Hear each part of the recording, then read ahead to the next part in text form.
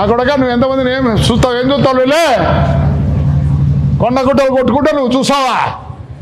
రేపమన్నాడు ఆ బండిపై వాళ్ళు సరెండర్ చేయి, సఫారీపై ఫైనాన్స్లో సరెండర్ చేయి. నీకు ఇత్తులు ఆతులు ఉంటే పెట్టుకోరా. ఈయన గౌడు ఉండేది ఒకడు. నువ్వు చాలా బాకీ ఉన్నావు రే, అంతా కక్కిస్తా